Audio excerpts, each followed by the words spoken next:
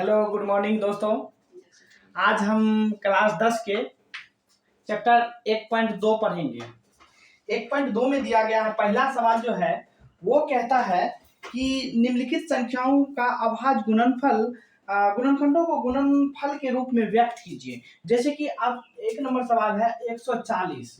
ठीक है, 140 को हम अभाज्य गुणनखंड के रूप में कैसे व्यक्त करेंगे? पहले 2 से इसको कटाएंगे 70 बार में, फिर 2 से कटाएंगे 35 बार में, फिर 2 से नहीं कटेगा, 5 से कटाएंगे 7 बार में, 7 से कटाएंगे 1 बार में।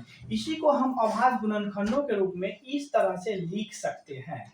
ठीक है, तो यही आपका रिजल्ट होगा। इसको आप और स्टैंडर्ड से लिखना चाहते हैं तो 2 पर पावर 2 दे दीजिए, 5 लिख दीजिए, 7 लिख दीजिए, 1 लिख दीजिए, बराबर 140 लिख दीजिए। यही आपका रिजल्ट हुआ। ठीक है, इसी में दूसरा सवाल है 156। दूसरा सवाल इसी में भाई कौन है? तो जैसे कि मान लीजिए 156 का एचसीएफ अगर निकालते हैं तो 2 7 14, 2 8 16, 2 से काटते हैं, फिर 2 3 6, 2 9 18, 3 से 3 एका 3 13 से 13 एकम। तो इसको जिसे देखिए 2 गुना 2 गुना 3 गुना 13 गुना 1 लिख सकते हैं, परंतु इसको और स्टैंडर्ड से अगर लिखना चाहते हैं तो 2 पे पावर 2 लिखिए और 3 गुना 13 गुना 1 लिखिए, इसी को इक्वल टू 156 लिखिए। यही आपका अभाज्य गुणनखंड हो गया। कौन सा गुणनखंड हुआ? अभाज्य गुणनखंड। अब दूसरा है इसमें, जैसे कि देखिए कि दूसरा सवाल, तीसरा सवाल इसी में है कि 100 यानी कि 38 25 ये सवाल है। इसको जैसे कि मान लीजिए 5 से डिवाइड करते हैं, 5 7 35, 3 पर 2, 5 6 30, 5 25, 5 से फिर 5 1 5, 2 पर 6 25 25, और फिर 5 3 15, 17 9 53 से होता है 3 से 3 बार में। इस तरह का केस देखिए 3 × 3 × 5 × 5 × 17। ठीक है, तो अब हम देख रहे हैं इसको स्टैंडर्ड से अगर लिखना चाहते हैं तो 3 पर पावर 2 और 5 पर पावर 2 गुना 17 इक्वल टू 38 25 हो जाएगा। यही आपका अभाज्य गुणनखंड हो गया। अब दूसरा सवाल, चौथा सवाल को देखते हैं। 50 और 25 लिखा हुआ है। 50 और 25 को हम जब बनाने का कोशिश करेंगे, 5 से बनाएंगे, 5 1 5, 0 5 5 5, फिर 0 5 25, फिर उसके बाद हम यहाँ देख रहे हैं 5 से बनाएंगे, 5 दूना 10, 0 5 1 5। ठीक है, फिर अगर हम इसको ट्राई करेंगे तो जैसे 3 होता, 3 से करते हैं, 3 6 18, 3 7 21। अब कटने लायक संभावना नहीं है, इसीलिए इसको हम ऐसे लिख सकते हैं 5 × 5 × 3 × 67। 5 पर स्क्वायर इसको स्टैंडर्ड से लिख सकते हैं, इंटू 3 × 67। यही आपका अभाज्य गुणनखंड हो गया। दूसरा अब पांचवा केस है 70। पांचवा केस है 70 7429। इसको देखिए आप कैसे बनाइएगा। इसको पहले हम 3 से देखते हैं, 7 4 11, 11 2 हो जाता है 13, 13 9 कितना होता है 21, 22 होता है 13 9। ठीक है, तो 13 9 22 होता है। हाँ ठीक है, तो ये 3 से नहीं विभक्त होंगे, 2 से भी विभक्त नहीं होंगे, 5 से देखते हैं, 5 से भी नहीं होगा।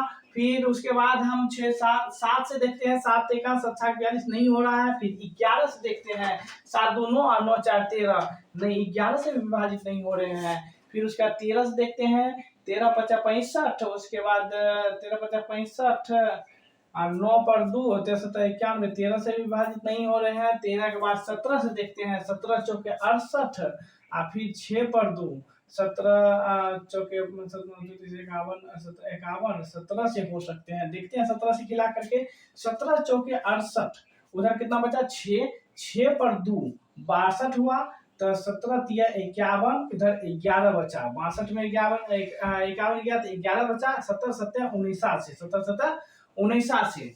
तो इतना हो गया। तो इसके बाद अब देखते हैं, फिर इसको कटा के 2 से नहीं कटेगा, 3 से भी नहीं कटेगा, उसके बाद 3 से 5 से नहीं कटेगा, 7 से देखते हैं, 7 6 7 से भी नहीं कट रहा है, 11 से देखते हैं, 11 से भी नहीं कट रहा है, फिर 13 से देखते हैं, 13 39, और उसके बाद 4 पर 7 13 से भी नहीं कट रहा है, 15 से 17 से 17 दूना 34, उसके बाद इधर हो जाता है 6 3 9 और 4 नहीं कटेगा। ये इसका अभाज्य गुणनखंड 17 × 4 3 7 हो गया।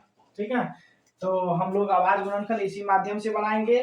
फिर इसमें दूसरा नंबर जो सवाल है वो कह रहा है, दूसरा नंबर सवाल इसमें कह रहा है कि एलसीएम से रिलेटेड कुछ सवाल है। जैसे कहा पूर्णांकों के निम्नलिखित युग्मों के एचसीएफ एलसीएम ज्ञात कीजिए तथा इसकी जांच कीजिए। दो संख्या का गुणनफल एलसीएम एचसीएफ होता है। दो संख्या गुणनफल मतलब हो गया first into second equal to LCM into HCF. ये प्रूफ होता है कि नहीं होता है, ये बात आपको चेक करने के लिए दूसरा नंबर में कहा जा रहा है। जैसे कि आप देखिए कि दूसरा नंबर का पहला सवाल है 26 और 91, इनका तो सबसे पहले हम एलसीएम निकालने का कोशिश करेंगे।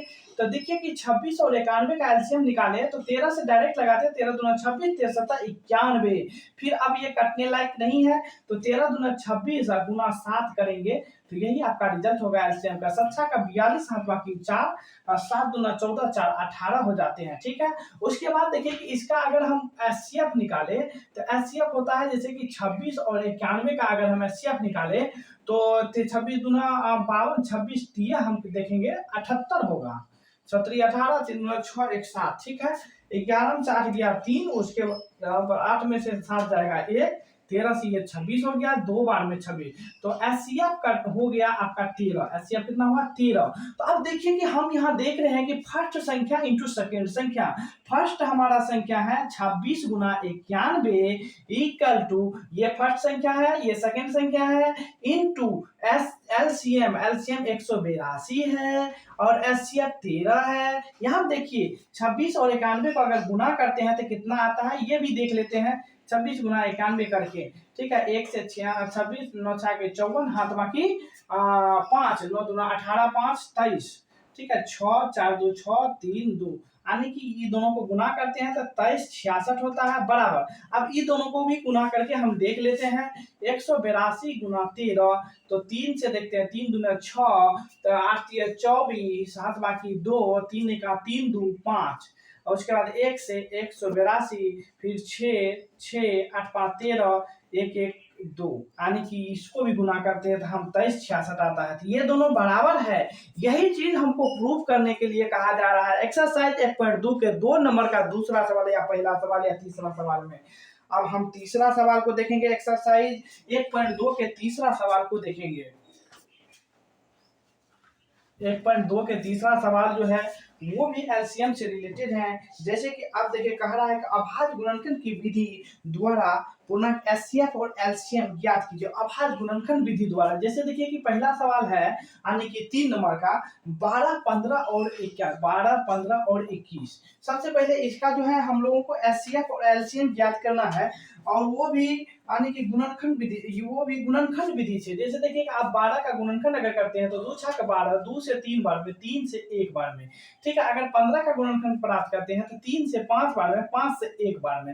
21 का करते हैं तो 3 7 और 7 का 1 बार में।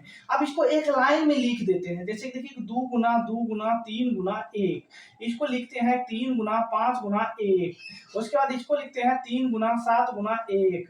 अब देखिए कि हमको एचसीएफ का कंडीशन है कि जो मिले उसी को हम एचसीएफ कर सकते हैं। इसमें कौन सा चीज तीनों में मैच कर रहा है। जैसे 2 देखिए इसमें तो है, इसमें नहीं है, इसमें भी नहीं है, 2 नहीं होगा। 3 देखिए इसमें है, इसमें भी है, इसमें भी है, तो 1 3 होगा। फिर उसके बाद 1 3 मिल रहा है ना। उसके बाद देखिए कि फिर 4 तो है ही नहीं, 5 इसमें है तो ये दोनों में नहीं है, 7 इसमें है तो ये दोनों में नहीं है, 1 तीनों में है तो 1। इस तरह से दोनों को गुना करेंगे तो एचसीएफ 3 निकल गया। एलसीएम का केस है जो रहे वो भी, जो नहीं रहे वो भी।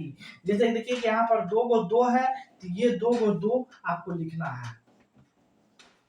फिर उसके बाद 3 को 3 आने का आपको मिल रहा है, 3 वो तीनों में 3 मिल रहा है तो 1 को 3 आप लिखिए, 2 को 2, 1 को 3 लिखिए।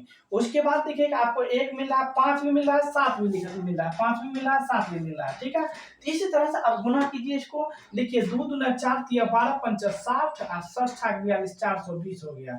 इसी माध्यम से हमको एलसीएम और एचसीएफ निकालना था और हमने आपको निकाल के दिया। और इस तरह के सवाल बोर्ड एग्जाम में 3 नंबर के पूछे जाते हैं। तो अगला सवाल को हम नेक्स्ट वीडियो में लेकर के आएंगे। तब तक के लिए धन्यवाद।